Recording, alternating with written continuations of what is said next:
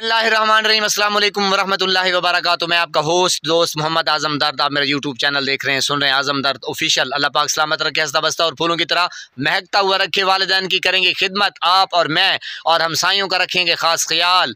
जनाब थंबनेल आपने देखा।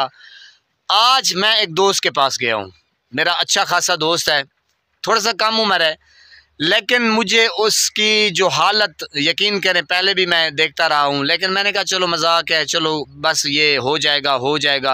आपने जैसा थंबनेल देखा, तो जब उसने मुझे अपनी पूरी रूटीन के साथ, पहले भी मुझे पता था, दास्तान गम सुनाई, मोहब्बत की कहानी सुनाई। शादीशुदा हो गया है बच्चा, उसकी जो बीवी है वो बीवी है, तो वो कहता है कि अब वो कहती है कि मुझे तलाक का मैं नाम नहीं लेता, अल्लाह पाक माफ़ करे।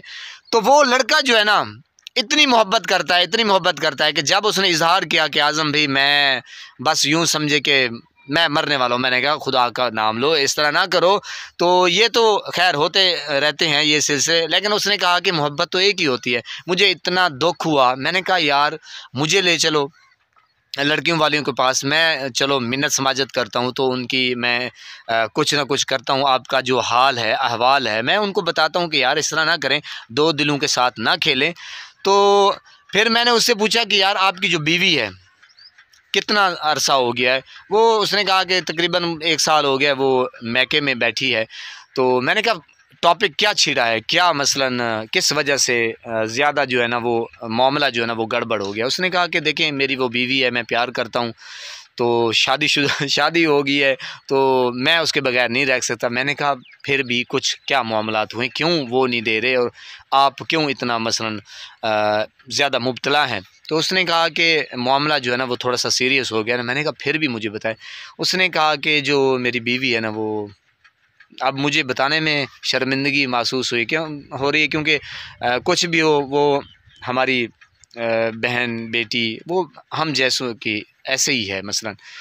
तो मैं तो इज़्ज़त सबको एक जैसी देता हूँ, क्योंकि मैं ख़ुद भी बेटियों वाला बहनों वाला, तो ऐसा नहीं होना चाहिए। तो उसने कहा कि वो टिकटॉक के ऊपर आ गई है, ना कोई इतना काम है, बस वो जस्ट ऐसे ही शुगल में। मैंने कहा ये तो फिर गलत बात है, ऐसा नहीं होना चाहिए। तो मामला जो है ना वो सीरियस हो गया है। मुझे बहुत दुख हुआ है, बहुत दुख हुआ है कि मैंने कहा अब लड़के को देखूं तो लड़की को देखूं वो टिकटॉक के ऊपर, और लड़का जो है वो सीरियसली यकीन करें यूँ समझे कि वो जाने वाला है। उसकी मैंने स्टोरी सुनी तो मुझे बहुत ही अफसोस हुआ। मैंने कहा यार ये तो नाइंसाफ़ी है, ज़्यादती है। अब वो तुम्हारे साथ खेल रही है। तो उसने कहा कि अब मैं किधर जाऊं, मैं जब घर वालों के पास जाता हूं, यूँ समझे वो घर से ना निकला हुआ है बेचारा, घर वालों के पास जाता हूं, वो कहते हैं कि इसको तलाक दो। और जब उसके पास जाता हूं, यानी कि अपने ससुराल जाता है, उनकी मिन्नत समाजत करता है अपने ससुर की, तो वो कहता है आगे उसके ससुर कि जाओ सोचेंगे। अल्लाह अकबर। यार जब बंदा अपनी बेटी किसी को दे देता है, शादी कर देता है, तो फिर उसको सोचना चाहिए कि यार अब मेरी बेटी नहीं है, अब ये उसकी बीवी हो चुकी है। तो ये हमारे मुआशरे के जो एक नासूर से ज़ख़म बन गए हैं। मैं चाहता हूँ कि ये जो है ना हमें सोचना चाहिए कम से कम। तो अब लड़के को मैं जब देख रहा था, यकीन करें वो इस तरह के बस कि किसी तरीके से मेरा यार ये सिस्टम करा दे, अब मैं किधर जाऊँ। उसकी हालत मैं देख रहा था, उसका कारोबार ठप हो गया था सारा। वो यूँ समझें जैसे कि एक खिलता हंसता फूलता फुलाता बाग वो बिल्कुल वीरान हो गया। तो मुझे बहुत ही अफसोस हुआ है। मैं इस टॉपिक को नहीं लेना चाहता था, लेकिन मैं एक और बात करूँगा कि क्या औरत को ऐसा करना चाहिए था कि जब उसने ये गुल खिलाने थे तो क्यों क्यों उसके साथ वो खेल रही है। मैं पहले समझता था, मैंने कहा लड़के जो होते हैं ना वो बेवफा होते हैं, लड़कियां जो होती हैं वो माशाल्लाह शरीफ और सीधी सादी अल्लाह मियाँ की गाय। जिधर उसके वालिदैन ने बस वो निकाह कर दिया, तो मेरे ख्याल में 1.5-2 साल हो गए गालिबन शादी को, वो खुश बिल्कुल ईजी मसलन खुशी के साथ रह रहे थे। अब अचानक ये कट्टा खुल गया है। तो कहने की ये बातें हैं, हमें सोचना चाहिए, हमारी बेटियों को सोचना चाहिए, हमारी बहनों को सोचना चाहिए कि जो आपके साथ एक शख्स मोहब्बत कर रहा है तो उनके साथ कम से कम ये नहीं होना चाहिए। तो जब मैं लड़के को देख रहा था तो वो बेचारा पाँव मेरे पकड़ता कि किसी तरीके से कुछ ना कुछ करवा दो। मैंने कहा यार मैं क्या करवा दूँ या मैं किस खेत की मूली हूँ। फिर मैंने उससे इजाज़त ली। मैंने कहा यार तुम्हारा जो दर्द है, दुख है, क्या मैं वो शेयर कर सकता हूँ? उसने कहा जी कर सकते हैं, मेरा नाम ना लीजिएगा। बहरहाल मैं उसका आपके सामने नाम तो नहीं ले रहा, लेकिन मुझे एक पहले जो एक जहन में था कि लड़के जो है ना वो ज़्यादा बेवफा होते हैं, लड़कियां जो है ना वो सीधी सादी और ठीक होती हैं।